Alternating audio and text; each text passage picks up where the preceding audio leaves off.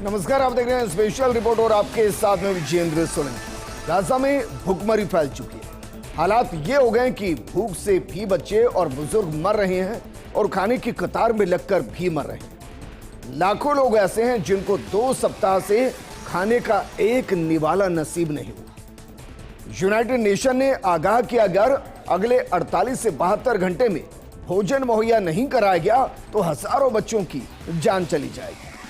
सच्चाई यह भी है कि जो जिंदा बचेंगे वो क्या सामान्य जीवन जी पाएंगे। इन सब के बीच में सवाल यह भी है कि इंटरनेशनल क्रिमिनल कोर्ट क्या इस जंग में बेगुनाहों के मरने को रोक पाने में नाकाम है? क्या यूनाइटेड नेशन मानवाधिकारों के खुले उल्लंघन को रोकने में नाकाम है? क्या जिनेवा कन्वेंशन 1949 जो युद्ध के दौरान प्रभावितों के अधिकारों से जुड़ा दस्तावेज है, वो इस जंग में प्रभावितों को बचाने में नाकाम है? सवाल यह भी कि क्या तमाम खाड़ी देश हमास को सरेंडर करने और इजरायली बंधकों को वापस करवाने में नाकाम है? और क्या अमेरिका इजरायल को इस बात पर राजी करने में नाकाम है कि कम से कम गाजा में खाना मुहैया कराने दिया जाए? सवाल यह भी कि क्या गाजा की बर्बादी और लाखों लोगों के भूख से मरने पर मजबूर करने के लिए सिर्फ इजरायल जिम्मेदार है या पूरी दुनिया जिम्मेदार है?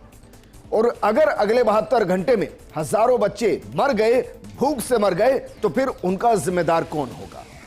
क्योंकि दाने दाने को मरने को मजबूर हो चुका है गाजा।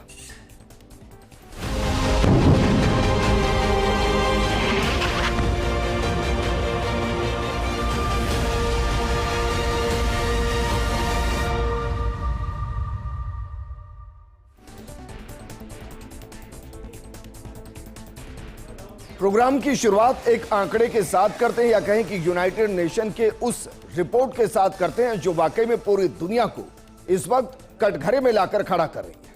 और उसमें सबसे ज्यादा खाड़ी देश और हमास को, क्या वाकई में हमास अपनी जिद के चक्कर में गाजा के अंदर मासूमों को मरने देगा? क्योंकि वर्तमान स्थिति 48 घंटे और खाना नहीं मिला तो परिणाम क्या होगा?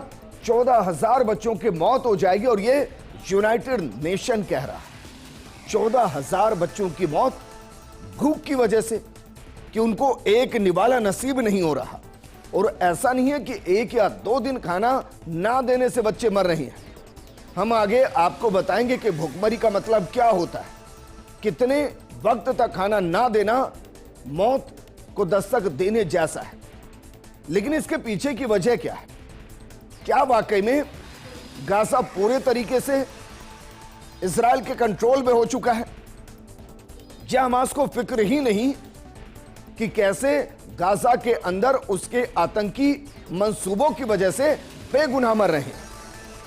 दरअसल गाजा लगभग 40 किलोमीटर में फैला एक इलाका है, 40 किलोमीटर में, और यहां हर किलोमीटर पर औसतन 6,000 के आसपास लोग बसते हैं। जहां लंबे समय से नाकाबंदी चल रही है, किसी के पास कोई काम नहीं है, ना ही बाहरी मदद यहां मिल पा रही है, और इससे भूखमरी तेजी से बढ़ती जा रही है।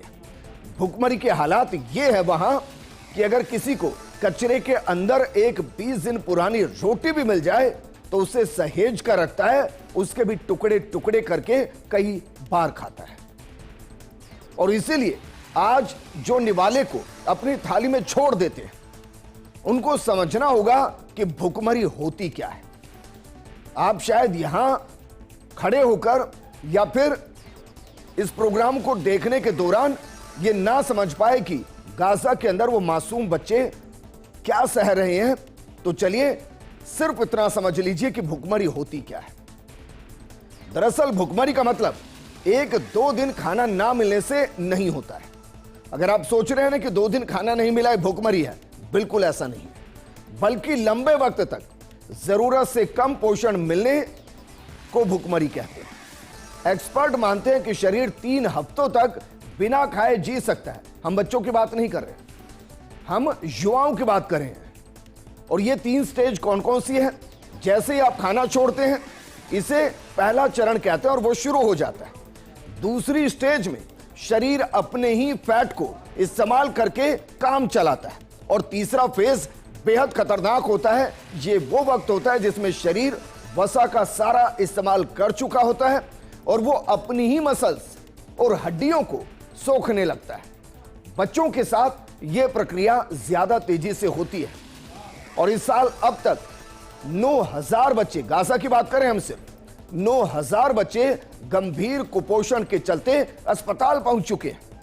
इसके अलावा बहुत से बच्चे होंगे जो अस्पताल तक भी नहीं पहुंच पाए होंगे। इनमें भी 0 से 2 साल के बच्चों की स्थिति ज्यादा करीब है। यह वो टाइम पीरियड होता है जिसमें बच्चों के ब्रेन डेवलपमेंट के लिए जरूरी पोषण जरूरी होता है। आने वाले वक्त में गाजा पट्टी के बच्चों में कई कमियां देखने में आ सकती है। वहीं इजराइल इस बात से इनकार कर रहा है कि गाजा में खाने की कमी है। उसका कहना है कि वो तब तक नाकाबंदी नहीं हटाएगा जब तक हमास की तरफ से उसे कोई जवाब नहीं मिल जाता। हालांकि इन सब के बीच में तेल अवीव ने थोड़ी रियायत देते हुए कुछ ट्रक फूड सप्लाई भीतर जरूर भेजे हैं, लेकिन जो भेजे हैं वो इतने कम हैं कि मानकर चलिए आपको हर दिन सिर्फ एक निवाला ही मिल रहा है। यानी ना मरने दिया जा रहा है और ना ही ढंग से जीने दिया जा रहा है। और जो ट्रक पहुंच रहे हैं उसका भी आंकड़ा जो साझा किया गया उस आंकड़े पर भी जरा गौर फरमाइए। वहां हर दिन कितने ट्रक की जरूरत होती है? गाजा को हर दिन 500 ट्रक भोजन चाहिए, 500 ट्रक भोजन, और दिया कितना जा रहा है? महज 5 से 10 ट्रक भोजन। आप सोचिए कहां 500 ट्रक का आंकड़ा और कहां 5 से 10 ट्रक भोजन दिया जा रहा है। और इसकी वजह से वहां भूखमरी तेजी से फैल रही है।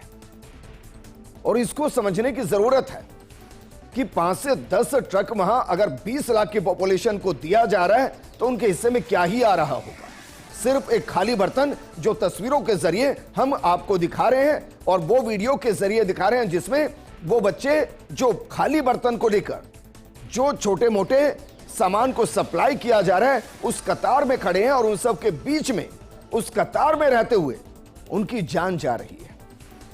क्योंकि भोजन इंसान की सबसे बेसिक जरूरत है जो शरीर को एनर्जी और पोषण देता है, साथ ही सेहतमंद रहने के लिए जरूरी चीजों को अंजाम भी देता है।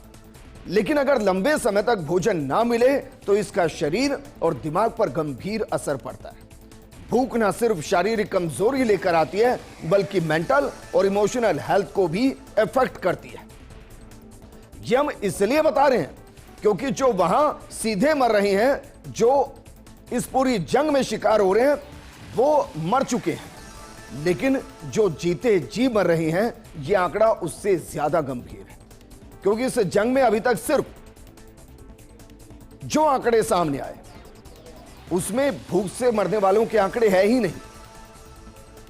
जो मरे हैं वो 55,000 के आसपास, लेकिन सोचिए जहां 72 घंटे अगर खाना और नहीं मिला वहां 14,000 अकेले बच्चे मर जाएंगे तो कितने अभी तक मर चुके होंगे जिसका आंकड़ा ही नहीं, क्योंकि 9,000 के आसपास तो अस्पताल में है जो भुखमरी की वजह से मेंटल हेल्थ खो चुके हैं, फिजिकल हेल्थ खो चुके हैं। लेकिन सवाल यह कि इजराइल को क्या वाकई में रोका नहीं जा सकता? दरअसल इजराइल यह कह रहा है कि जब तक हमास उनके एक एक वहां के सिविलियन को वापस नहीं करेगा तब तक यह जंग नहीं रुकेगी। लेकिन क्या वाकई में हमास को कोई इस बात के लिए पाबंद नहीं कर सकता कि इजराइल के सिविलियंस को वापस लौटा दिया जाए? क्योंकि उन्हें चंद सिविलियन के चक्कर में हजारों गाजावासी मारे जा चुके हैं। लेकिन फिर भी अगर यह जंग है तो जंग के नियम होते हैं। तो क्या इजराइल पर कोई नियम लागू नहीं होता? हम आपको एक तस्वीर दिखाते हैं। इस तस्वीर में 3 महत्वपूर्ण ऑर्गेनाइजेशन कहिए, दस्तावेज कहिए, जो इस जंग से सीधे जुड़े हैं और जो इस वक्त दूर दूर तक नजर नहीं आ रहे। जरा इस पर गौर फरमाइए। सबसे पहले जरा देखिए, यह है जिनेवा कन्वेंशंस जो 12 अगस्त 1949 को तैयार हुआ और उसका मकसद क्या था?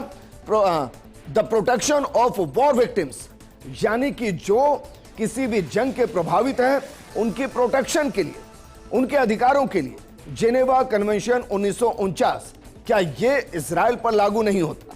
दूसरा जरा देखिए, दूसरा है इंटरनेशनल क्रिमिनल कोर्ट और इसका लोगों में क्या लिखा हुआ है? Peace through justice.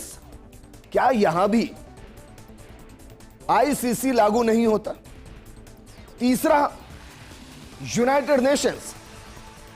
क्या यूनाइटेड नेशंस भी इस जंग में बच्चों तक भोजन पहुंचाने के लिए भी इजराइल को मना नहीं सकता? इसको जरा समझिए, क्योंकि जिनेवा कन्वेंशन 1949 के तहत इस पर सीधा नियम है, नागरिकों को भूखा रखना जंग का तरीका नहीं हो सकता। यानी किसी भी जंग के अंदर देश की सिविलियंस को भूखा नहीं रखा जा सकता। आईसीसी भी आबादी को भूखा रखने को वॉर क्राइम मानता है। दोनों का आरोप है कि इजराइल भुखमरी को बार्गेनिंग का तरीका मान रहा है ताकि दबाव में आकर हमास सरेंडर कर दे। आईसीसी ने अरेस्ट वारंट भी निकाले। हमास लीडर मोहम्मद दैफ और नेतन्याहू के खिलाफ ये वारंट निकाले गए, लेकिन यह तरीका भी कारगर साबित नहीं हुआ।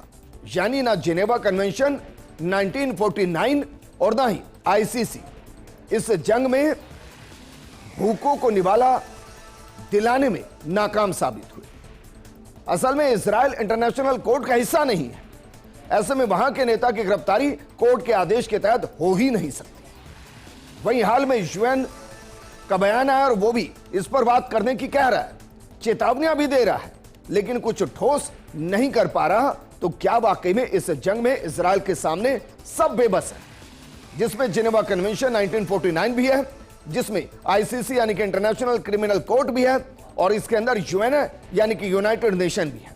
और हम उनकी तो बात ही नहीं कर रहे जो अरेबियन कंट्रीज है, अमेरिका की भी बात नहीं कर रहे, जो कहता है कि वो शांति का दूत है और वो इजराइल हमास की जंग को रोक देगा। वहां बच्चे भूखे मर रहे हैं, लेकिन सवाल यह कि गाजा क्यों भूखा मर रहा है? क्या वहां सप्लाई करने में सब बेबस है? क्या अमेरिका भी सप्लाई नहीं कर सकता? क्या मिस्र, ईरान, इराक, तुर्की ये भी सप्लाई नहीं कर सकते? इसके पीछे का दरअसल एक कारण है, और वो कारण क्या है जरा इसको भी समझिए कि यहां हुआ क्या है। दरअसल इजराइल का 77% हिस्से पर कब्जा हो चुका है गाजा के अंदर, और उसमें तमाम जो रोड्स हैं, जो पोर्ट हैं, जहां से कनेक्टिविटी है, उस सारी कनेक्टिविटी को इस वक्त इजराइल ने डिस्टर्ब कर दिया है, कहीं कि अपने कंट्रोल में कर लिया है, और इसलिए वहां तक सप्लाई पहुंचाना लगभग असंभव हो चुका है। और यही वजह है कि जो भोजन उत्पादन है वहां पर, उसमें 75% से ज्यादा की कमी आ चुकी है। वहां भोजन तैयार ही नहीं हो रहा तो बांटा कहां से जाए? और उसके पीछे की वजह क्या है? दरअसल राहत वाली जो रसोइयां वहां चलती थी वो लगभग 180 के आसपास थी, लेकिन फिलहाल उनमें से 115 रसोइयां बंद हो चुकी हैं। उनमें खाद्य सामग्री पहुंच ही नहीं रही, और जो मरे हैं उनका आंकड़ा 55,000 से ज्यादा है। लेकिन यह वो आंकड़ा नहीं है जो भुखमरी की वजह से है, क्योंकि भुखमरी की वजह से जो मरे उसका आंकड़ा सामने आया ही नहीं है। और इसीलिए फूड के बुनियादी ढांचे में कमी वहां जंग के दौरान हमास को घुटने पर लाए या ना लाए, लेकिन बच्चों को कब्रिस्तान तक जरूर पहुंचा देगी। और जो 77% गाजा को इजराइल कंट्रोल कर चुका है, उसी नाकाबंदी की वजह से फूड की कीमतें भी वहां बढ़ चुकी है, क्योंकि 180 में से 115 रसोइयां बंद हो चुकी है। एक आंकड़ा आपको दे रहे हैं, फरवरी 2025 से आटे की कीमतों में 3000% की बढ़ोतरी गाजा में हुई है। 3000%। 14 मई तक गाजा पट्टी में 65 रसोई के जरिए करीब 2,49,000 दैनिक भोजन बांटे गए थे। 19 अतिरिक्त रसोई के बंद होने की वजह से स्थिति और ज्यादा खराब हो गई। 11 मई को उत्पादन स्तर की तुलना में लगभग 1,60,000 भोजन की कमी हो गई। कुल मिलाकर 25 अप्रैल के बाद से जब 180 रसोई द्वारा हर दिन 10,80,000 भोजन का उत्पादन और वितरण किया गया था, इसके बाद से गाजा में भोजन उत्पादन में 75% की कमी आ चुकी है, और आपूर्ति की कमी के कारण करीब 115 रसोइयों को बंद करना पड़ा है। वहां न भोजन है, न भोजन की व्यवस्था है, न भोजन पहुंचाया जा रहा है। और इसीलिए वहां ये जो बच्चे हम आपको आगे दिखा रहे हैं, जो बच्चे पीछे दिखा रहे हैं, जो हम आपको वीडियो दिखा रहे हैं, उसमें चारों तरफ एक एक दाने की जंग चल रही है, और उस एक एक दाने के ना मिलने की वजह से लोग मारे जा रहे हैं। अब सवाल यह कि गाजा में जंग रुके तो कैसे रुके? क्योंकि बिना जंग रुके निवाला वहां तक पहुंचेगा, ऐसी स्थिति फिलहाल नजर नहीं आ रही। तो हम आपको विकल्प भी दिखा रहे हैं कि विकल्प क्या हो सकते हैं और फिर उनका विश्लेषण करेंगे। जरा देखिए, जो पहला विकल्प वहां पर है, यानी कि स्थिति नंबर 1, वो है हमास हथियार डाल दे, यानी कि हमास सरेंडर कर दे और कहे कि ठीक है, हम युद्ध विराम के लिए तैयार हैं और हम जितने भी इजराइल के बंधक हैं उनको वापस लौटाने को तैयार हैं। दूसरी स्थिति, इजराइल जंग को रोक दे, यानी कि इजराइल सीज फायर करे और वहां तक खाने को पहुंचने दे। लेकिन वर्तमान स्थिति यह है कि दोनों ही इन दोनों स्थिति के लिए तैयार नहीं है। ना हमास घुटने टेकने को तैयार और ना ही इजराइल वहां पर खाना पहुंचने देने के लिए तैयार। तो फिर हुआ क्या? इसका एक परिणाम आया। परिणाम आज उसका कंफर्मेशन हुआ। दरअसल मोहम्मद सिनवार, जो कि हमास का तीसरा चीफ है, जो कि सिनवार का भाई है, वो मार दिया गया है। हालांकि वो मारा गया था 13 मई 2025 को, हमने इसी प्रोग्राम में आपको दिखाया भी था, लेकिन उसकी पुष्टि आज 28 मई 2025 को नेतन्याहू ने की है। अब सवाल यह कि जिसकी फोर्स इतनी मजबूत है, उसे मौत की पुष्टि करने में 15 दिन क्यों लग गए? क्या वाकई में इसके पीछे कोई रणनीति थी? दरअसल इजराइल के प्रधानमंत्री बेंजामिन नेतन्याहू ने 28 मई को पुष्टि की। हमास का तीसरा चीफ मोहम्मद सिनवार 13 मई को आईडीएफ के हवाई हमले में मारा गया था। हमला गाजा के यूरोपियन अस्पताल के नीचे एक सुरंग पर किया गया था, जिसके नीचे वो अपने साथियों के साथ छिपा हुआ था। लेकिन सबसे बड़ा सवाल यह है कि नेतन्याहू को पुष्टि करने में 15 दिन क्यों लग गए? पुष्टि में देरी खुफिया सत्यापन, फोरेंसिक जांच और हमास की चुप्पी के कारण हुई। विदेशी मीडिया ने सिनवार और मोहम्मद शबानाह की शव मिलने की खबर दी, लेकिन आईडीएफ ने सावधानी बरती। मलबे से शव निकालने और डीएनए विश्लेषण में समय लगा। आईडीएफ ने खुफिया जानकारी के आधार पर सिनवार की स्थिति का पता लगाया और सटीक हमला किया। शवों की पहचान के लिए डीएनए, दांतों का रिकॉर्ड और बायोमेट्रिक जांच की गई। अतिरिक्त हमलों ने जिस तरीके से सिनवार को खत्म किया, उसमें मलबे तक पहुंच को रोका गया और इससे प्रक्रिया में थोड़ी देर हुई। इसलिए आज नेतन्याहू ने यह कंफर्म किया कि मोहम्मद सिनवार मारा गया है। लेकिन मोहम्मद सिनवार का मारा जाना इतना महत्वपूर्ण हमारे लिए नहीं है, क्योंकि इससे पहले भी 2 हमास चीफ को मारा जा चुका है। सवाल उन बच्चों का है जो मारे जा रहे हैं, भूख की वजह से मर रहे हैं, तड़प तड़प कर मर रहे हैं और उनको रोकने वाला कोई नहीं है। और वो जो मर रहे हैं उसकी वजह है न्यूट्रिशन, उसकी वजह है खाना जो उनको नहीं मिल पा रहा है। अब हम आपको बताते हैं कि जब किसी को भोजन नहीं मिलता तो उसके शरीर पर क्या क्या असर होता है, क्योंकि जिन बच्चों का जिक्र हम कर रहे हैं वो इन तमाम स्टेज को क्रॉस कर चुके हैं और वो अब इस स्थिति में है कि अगले 2, 4, 10 दिन उन्हें भोजन नहीं मिला तो वो दुनिया से चले जाएंगे। जरा देखिए, अगर किसी को भोजन ना मिले तो सबसे पहले उसके शरीर में क्या कमी आती है? सबसे पहले न्यूट्रिशन की कमी होती है, जो कि एक बेसिक चीज है। अमूमन हम सुनते भी कि भाई बच्चे की शरीर में न्यूट्रिशन की कमी है। दरअसल लंबे वक्त तक भोजन ना मिलने से शरीर को प्रोटीन, विटामिन, मिनरल्स और जरूरी पोषक तत्व नहीं मिलते और इससे मांसपेशियां कमजोर हो सकती हैं, इम्यूनिटी घट सकती है और एनीमिया, हड्डियों की कमजोरी जैसी परेशानियां हो सकती हैं। बच्चों में यह ग्रोथ और डेवलपमेंट को भी रोक सकता है। अगला जरा देखिए, एनर्जी की कमी और थकान।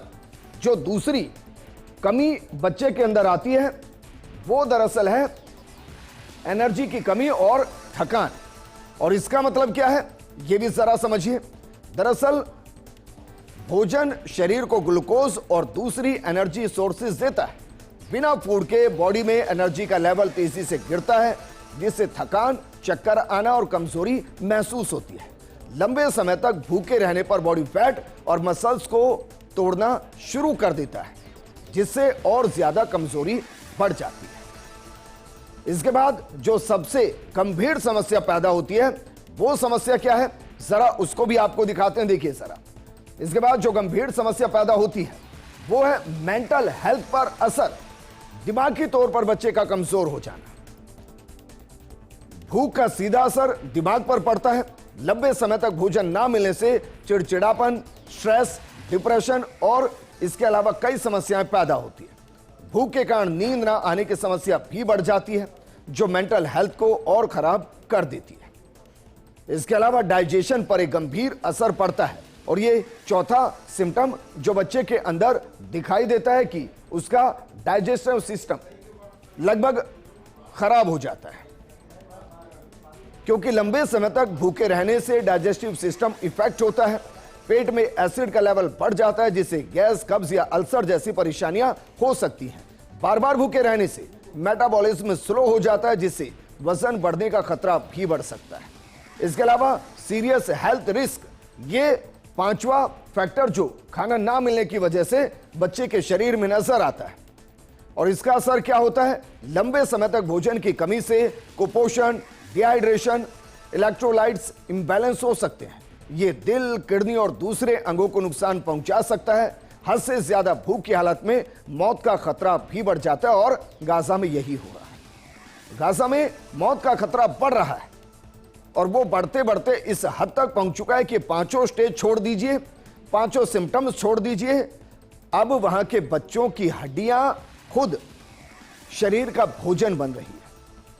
और इसलिए यूएन कह रहा है कि अगर अगले 48 से 72 घंटे में अगर गाजा में भोजन की सप्लाई सही नहीं की गई तो वहां 14,000 के आसपास बच्चे ऐसे हैं जो मर जाएंगे, भूख की वजह से मर जाएंगे।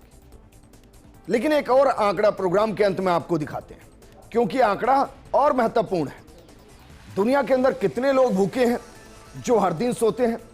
जरा देखिए, दुनिया में हर दिन जो भूखे सोते हैं 78 करोड़ लोग हैं। 78 करोड़ लोग जो भूखे सोते हैं। लेकिन दूसरा आंकड़ा इससे भी ज्यादा इंटरेस्टिंग है, क्योंकि दुनिया में हर दिन खाना बर्बाद होता है 100 करोड़ थाली के बराबर। यानी जितने लोग भूखे सोते हैं उससे ज्यादा खाना दुनिया के अंदर बर्बाद हो जाता है। गाजा की स्थिति से बिल्कुल अलग है। वहां बच्चे इसलिए भूखे सोते हैं क्योंकि वहां बर्बाद करने के लिए भी भोजन नहीं है, वहां खाने के लिए भी भोजन नहीं है। और वो इसलिए, ऐसा नहीं है कि भोजन की कमी है, इसलिए क्योंकि हमास घुटने नहीं टेक रहा और इजराइल हमास को घुटनों पर लाने के लिए उसने पूरी सप्लाई चेन को बाधित कर दिया है और उसका असर वहां के सिविलियंस पर हो रहा है। 20 लाख से ज्यादा की आबादी वहां भूखी है, जिन्हें सप्ताह भर से भोजन नहीं मिला, क्योंकि जहां 500 ट्रक भोजन पहुंचना था वहां सिर्फ 5 से 10 ट्रक भोजन पहुंच पा रहा है। ऐसे में न सिर्फ खाड़ी देशों को बल्कि अमेरिका और बाकी देशों को भी इसके बीच में आना चाहिए।